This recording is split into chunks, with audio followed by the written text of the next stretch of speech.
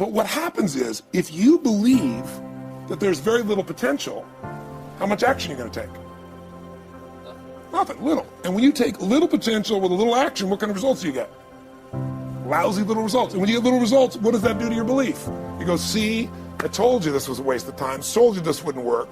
And then what happens? You tap even less potential, you take even less action, you get even worse results, and your belief gets even weaker. And this sucker feeds on itself until you are in a downward spiral. It's poisonous. It's poisonous and it's self-fulfilling.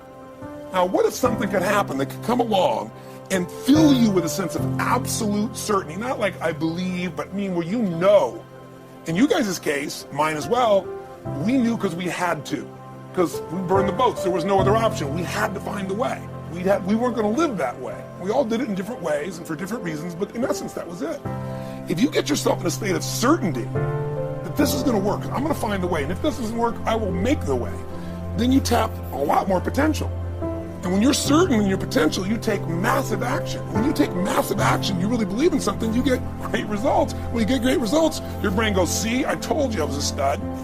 I told you this thing would work out. Now you're even stronger. You tap more potential, take greater action, greater results. That's how you went from $300 in a week to $2,500 in 5 days to $100,000 in a month to $1 million in a day. Same thing with you.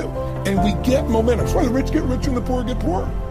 Think about planning as creating. Whenever I think about planning, I'm creating something. And you create things with both your vision and your language, and then your action. But your vision and your language will shape how you feel, which will shape what you do or don't do.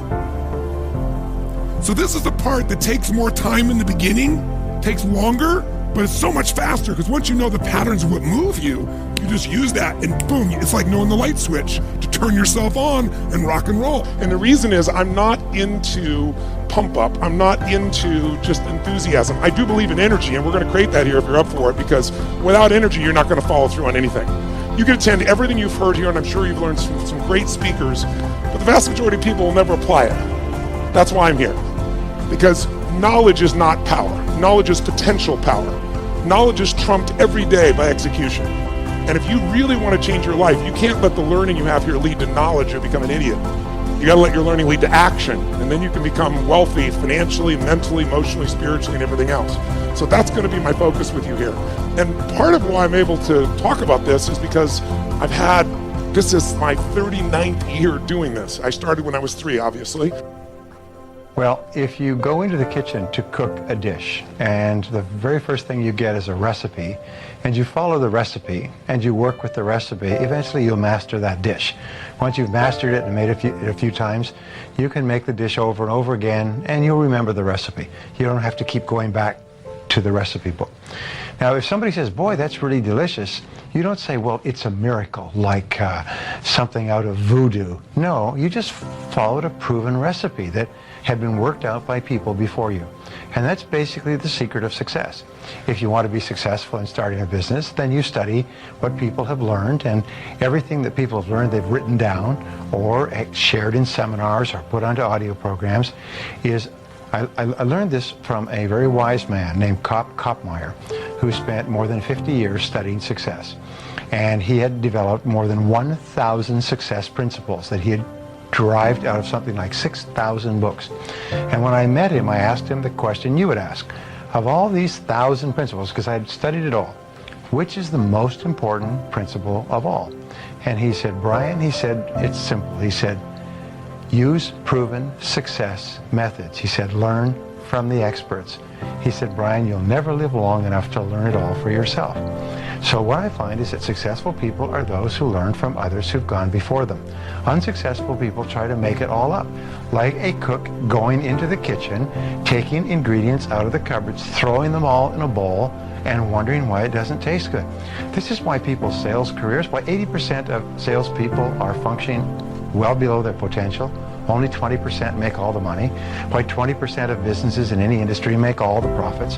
Why 20% of the professionals in any service make 80% of the money, and so on, is because they follow proven success principles, proven recipes, proven formulas, proven combinations.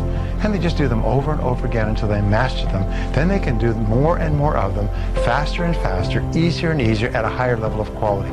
And all that translates into greater results. When you're afraid of something, you have to master it. That's how you start to overcome it. So what I realized, when I get to that point where I want to quit, everybody, they get to the point where they want to quit. This is what happens. The mind tells you, let's go home. Let's take a warm shower. Let's get some food. This is not right. This is that. If you cannot answer the questions at that moment, because your mind's going to start giving you all these questions. And if you can't answer them, you're going to quit. What I realized when I was going through Buds, Ranger School, all this 100-mile race, 200-mile races, pull-up records, my mind would come creeping in. Like when I was doing 4,030 pull-ups at 2,000 pull-ups and my hands were ripped open, my mind said, look, brother, we've done all these other things. You've proven yourself. You're good. If I didn't have the answer to respond to my mind and say why I'm here, why I'm doing this, you will always lose that fight. You have to have the response to what your mind is going to tell you. And another thing about that is self-talk. A lot of people have like these big four on mental toughness. All that's just crap about self-talk, visualization. It's true. But the thing about self-talk and all these things, they ask me, what do you think about when you're on mile 100 of a 205-mile run? What are you thinking about when you realize you've run for 24 hours and you have 24 more hours to run and you have another 105 miles? What goes through your mind? What do you say to yourself? I want to know. A lot of people think self-talk works. It does, but it doesn't work without the suffering before your mind starts saying we need self-talk. So what I tell myself is I go back to the months and years of preparation to get to that day. And I'm telling myself, the 3:30 in the morning, and I'm looking at my shoes and I want to go out there and run 30 miles. I have to, in that second, in that moment of this self-talk, my mind saying, you got to find more, you got to find more. I once again calm down, go back into my mind, in my cookie jar, I call it, and I have to reflect back on the shit I did to get here. And that becomes my self-talk. Self-talk does not work unless it is real. Most of us lie to ourselves in the self-talk. It doesn't work. It has to be real. It has to be something that you've done to make it really work. The easiest thing I've done was to get out from under the labels and to live the life that I live. The most difficult thing I've ever done was to believe that I can do it. What's the difference? The difference is that when you don't know what's impacting you, and it's something that's holding you down and you're not aware of it. The great anthropologist Margaret Mead was in a restaurant in London, and a guy was serving her and said, there's several Americans here tonight. And she said, is that right? Yes. Let me know when you serve the dessert. I'll tell you exactly how many are here. He said, oh, you couldn't possibly. And so he came back and said, okay, I've done it. And she got up and she walked around and she came back and she said, there are around 25 here. And he looked at the roster. How did you know that? Say, in America, we eat differently from you when we eat a dessert. You eat it from the crust toward the tip. We eat it from the tip toward the crust. When you eat a slice of pie, how do you eat yours?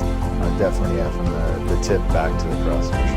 Yeah, okay, and so there are things that when you, in my situation, when you live in a dominant culture that is designed to destroy your sense of self and your belief in yourself, and you have to learn ways in which you can begin to connect with this power that you have within yourself to handle where you are.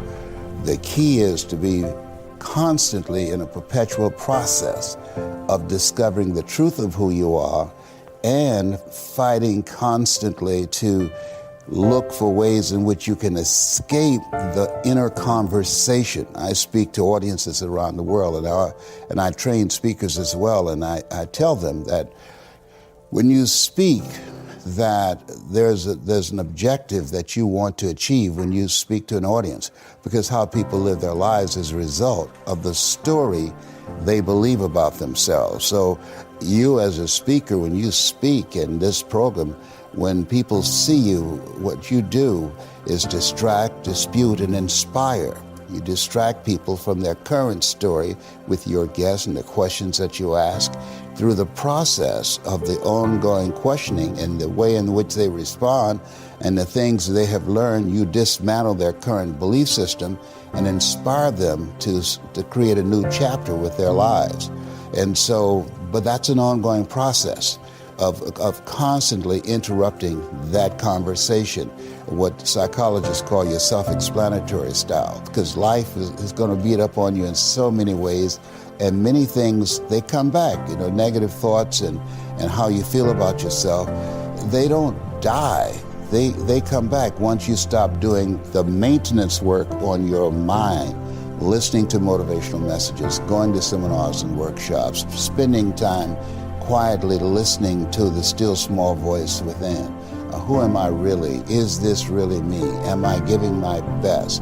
Am I just reflecting what's around me? Because all of these various things affect how we show up in life. And so having a strategy to continuously find ourselves reaching higher. Robert Schuller had a book, it's not very popular, but I loved it. It's called Peak to Peak, U-P-E-A-K to P-E-E-K, because you're constantly reaching higher to find out and discover your better self.